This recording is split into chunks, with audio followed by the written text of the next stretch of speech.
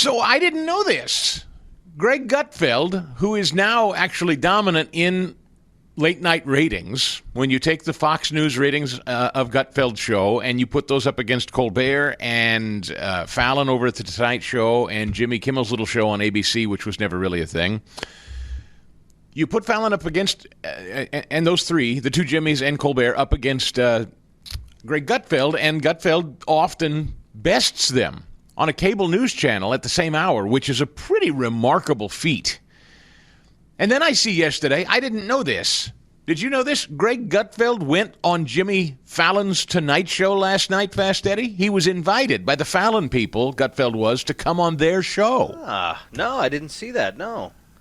I didn't either, and I saw a clip of it this morning, and I laughed to myself because it's so blatantly, nakedly obvious what's going on over at the Tonight Show. Do they need? I mean, Ed, you're the executive producer of the show. What? How do I put this? Like, if I told you, run out there and please try to secure Joe Rogan for the show. Now, number one, that'd probably be pretty tough. He's the number one most listened to podcast in the world. He's got a massive audience. He's very famous. But what do you think primarily would be the reason that I would tell you, run and get Joe Rogan, bring him on the show, try to get him here? Like, what would be the imprimatur for us doing that? Really, truly. Spill the beans and be honest with this audience. Well, if he's number one and he has that massive of an audience, we, of course, want them tuning in here. Now, don't we, Chris? And that, ladies and gentlemen, is the simple math of our business. Can we get folks to tune in? Can we get people to watch? Can we bring new eyeballs and new ears to this show? That's what we're trying to do every single day. And we're happy to say it is. It's growing by leaps and bounds. But Jimmy Fallon, who, as I told you, is a unique figure in all of this, and I'm sorry, I know there's other stuff going on, and I will get to it, but this is of particular interest to your host. And it is, after all, my show for now. And so, to me, I find this fascinating because Fallon's a guy who I told you when he took over The Tonight Show from Jay Leno, he came out as the aw shucks, goofy, everybody likes me, let's sing songs and have on celebrities. And it was never, ever, ever partisan. Never. He wanted everybody to like him, which, you know, is a very, very tall order, and it's very, very difficult to lead your life that way. It's very stressful. In fact, I'm told he battled alcoholism because of it. I know I did. It's a terrible...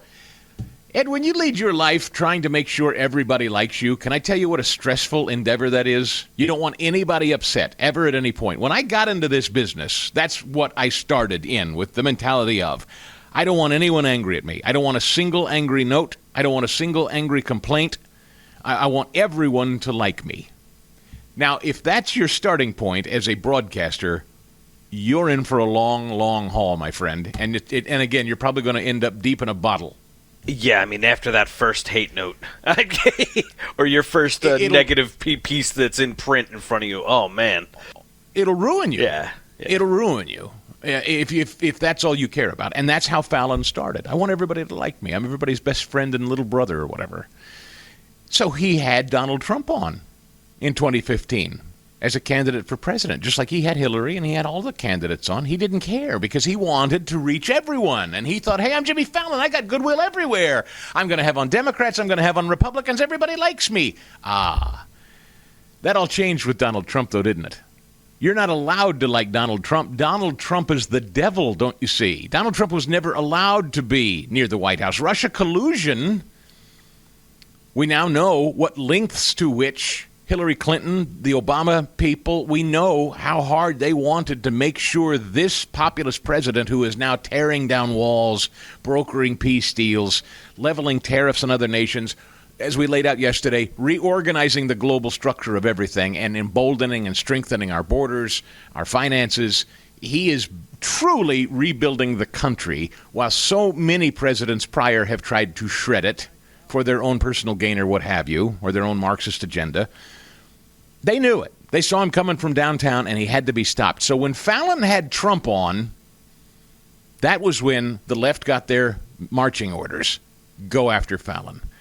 And they did. And Fallon was enjoying great ratings at the time. Most people were watching him because even though I explained it's very stressful to try to do a show where everybody likes you, he was pulling it off with relative success. I don't know what his private life was like.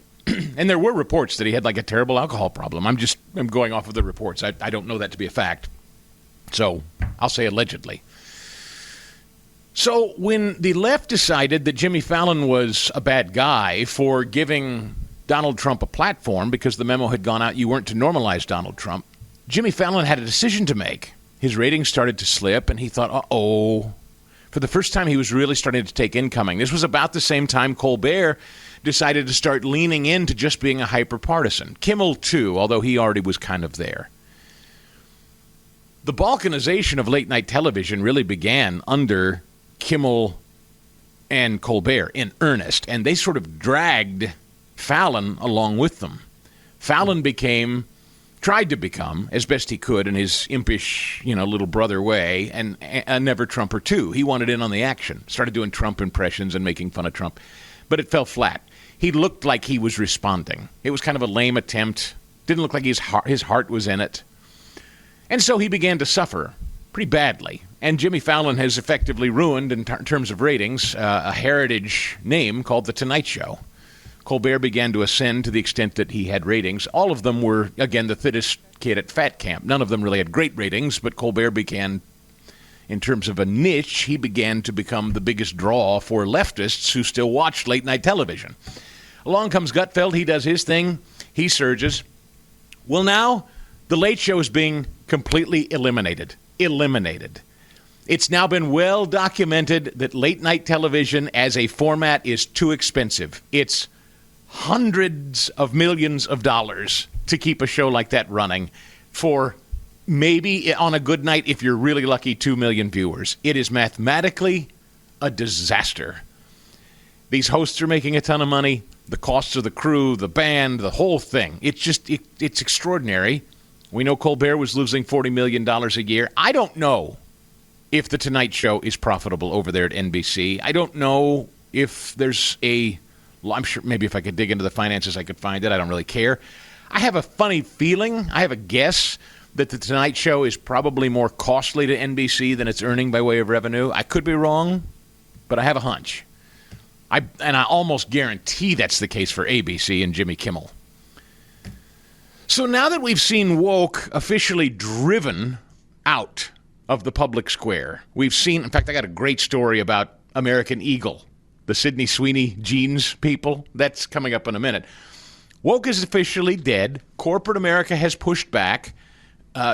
Trump voters and even people who are not Trump voters but are certainly not of the left are saying, hey, our voices matter too, and we're tired of being shut out, and we're tired of being bullied, and we're tired of corporate America and entertainment only placating and pandering to the left. We're here too. We have a voice. Knock it off. The walls are starting to close in on this business model called late-night television. We've seen Stern fall this week. We've seen Colbert fall in the last couple of weeks. Guess who's looking over his nervous shoulder right now? Both of them, the Jimmys. The reason they're... And same goes for Stewart over there at Comedy Central. That's an expensive show, The Daily Show, to put on. I bet that's a loss leader over there, too. They're all these hosts are looking over their shoulder going, I hope they're not doing the math on us like they just did over there at CBS. They just did away with the whole format. They know what's coming for them. So what do you do? What do you cynically do? This is the act of a desperate man and a desperate show trying to save its bacon last night. All due respect to the great Greg Gutfeld. Gutfeld's smart enough to know exactly what's going on here. They're using Gutfeld now.